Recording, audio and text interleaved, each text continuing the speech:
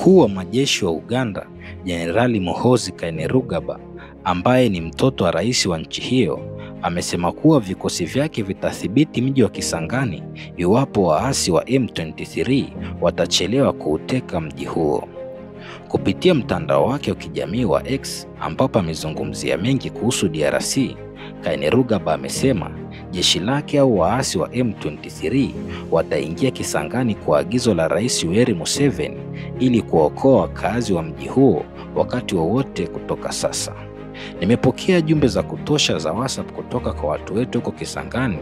Tutathibiti eneo hilo kama mzee Museveni ataruhusu, aliandika kwenye ukurasa wa mtandao huo wa X. Wanajeshi wa Uganda wamekuwa nchini DRC wakishirikiana na wanajeshi wa FARDC kupambana na makundi yenye silaha wakiwemo waasi wa Codeco na ADF.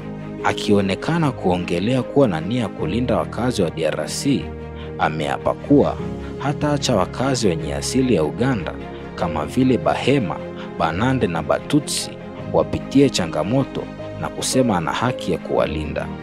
Katika ujumbe wake huo, Muhoozi Kainerugaba pia amependekeza kuwa Donald Trump, aliyekuwa rais wa Marekani, asisaini makubaliano yoyote ya madini ya Afrika Mashariki bila kushirikisha Uganda na Rwanda. Licha ya waasi wa M23 kuchukua miji kadhaa mashariki mwa DRC, kundi hilo halijaonyesha nia ya kutaka kudhibiti Kisangani.